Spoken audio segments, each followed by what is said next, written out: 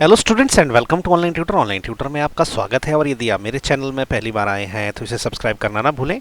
अभी हम लोग क्लास 10 मैथ की एक्सरसाइज 5.2 का क्वेश्चन नंबर 11 कर रहे हैं और क्वेश्चन नंबर 11 में इन्होंने पूछा है विच टर्म ऑफ एपी, ये एक एपी दे रखी है, वो बोला है कि will be 132 more than its 54th term.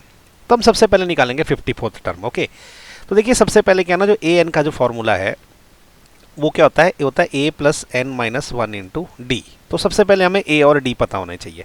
तो ए क्या रहता है, जो ए पी की जो पहली टर्म है वो होता है आपका ए। तो ए कितना है यहाँ पे 3 है। ओके, और डी क्या होता है, अगर मैं इस टर्म में से इस टर्म को माइनस कर दूं तो डी निकल जाता है, मतलब वो एक्चुअली a2 माइनस a1 होता है। तो वो हो गया आपका 15 माइनस 3, तो ये 12 हो गया। ओके, तो ए जो है वो 3 आ गया, डी जो है वो 12 आ गया। तो अब सबसे पहले निकालते हैं 54th टर्म। तो ए 54 जो है वो क्या हो जाएगा, वो हो जाएगा ए प्लस एन माइनस 1, मतलब 54 माइनस 1 यानी कि 53 डी हो जाएगा ये। ओके, तो ये कितना हो जाएगा, ए कितना है 3 है, प्लस 53 मल्टीप्लाइड बाय 12। तो 53 इंटू 12 क्या होता है, 53 इंटू 12 जो हो जाएगा वो हो जाएगा 106 क्रॉस 35। ओके, 636 हो जाएगा ये। तो जो ए 54 है वो कितना रहेगा आपका 3 प्लस 636, तो ये हो जाएगा आपका 639। ओके, तो ये ए 54 निकल गया। अभी आगे बोल रहा है कि भैया कौन सी टर्म ऐसी है जो इस टर्म से भी 132 ज्यादा है। ओके, वो कौन सी टर्म है, तो मान लो वो ए एन है। तो हम ऐसा लिख देते हैं, जो ए एन है कि ऐसा लिख देते हैं कि let a n is 132 more okay then a 54। Okay, तो उस केस में ए एन क्या हो जाएगा, ए एन हो जाएगा आपका 639 प्लस 132।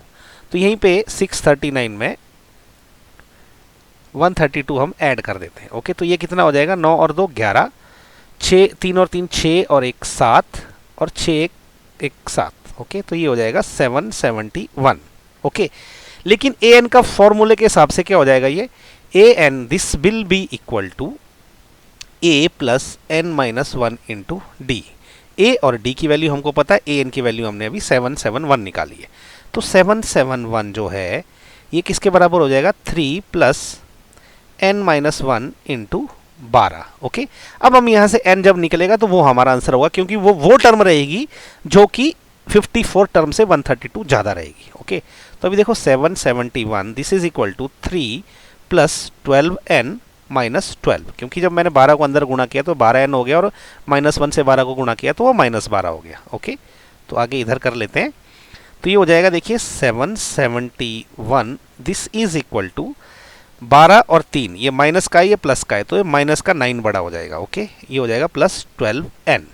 अब ये इधर आ जाएगा तो यहाँ ऐड हो जाएगा, तो 771 plus 9 this is equal to 12n। तो 771 प्लस 9 कितना हो जाएगा, ये हो जाएगा 780, this will be equal to 12n। तो यहाँ से क्या होगा, 780 upon 12 this will be equal to n। Okay, क्योंकि ये 12 इधर आके बटे में आ गया। अब इसको भाग कर लेते हैं, 780 को डिवाइडेड बाय 12 करते हैं। देखो 12 छिके कितना होता है 72, मतलब 72। ओके, तो ये 8 में से जब 2 गया तो वो 6 रह गया, 7 से 7 गया वो क्रॉस हो गया, तो ये 0 आ गया। और 12 पंजे कितना होता है, वो 60 होता है। ओके, तो ये 65 आ जाएगा। तो this 65 will be equal to n। Okay, तो ये आंसर आ गया। तो इसका मतलब क्या है, n क्या है, वो है 65। ओके, तो इसका मतलब कि ये जो उन्होंने ऊपर पूछा है ना, तो वो कौन सी वाली टर्म रहेगी, 65th टर्म रहेगी वो। ओके, तो इसका मतलब कि 65th term will be 132 more then 54th term. Okay, तो बस ऐसे ही हुआ है क्वेश्चन। ओके, तो उम्मीद करता हूँ आपको समझ आया होगा। नहीं समझ आया है तो नीचे कमेंट करके पूछिए। ओके, मैं आपका जो है डाउट क्लियर करूंगा। तो इसी के साथ जो है क्वेश्चन नंबर 11 भी खत्म हो गया इस एक्सरसाइज का। नेक्स्ट हम करेंगे क्वेश्चन नंबर 12 और उसका लिंक आपको नीचे डिस्क्रिप्शन में मिल जाएगा। और क्वेश्चन नंबर जो है 10 हम ऑलरेडी कर चुके हैं, उसका लिंक भी नीचे डिस्क्रिप्शन में दिया गया। Okay, so thank you so much for watching my video. Thank you.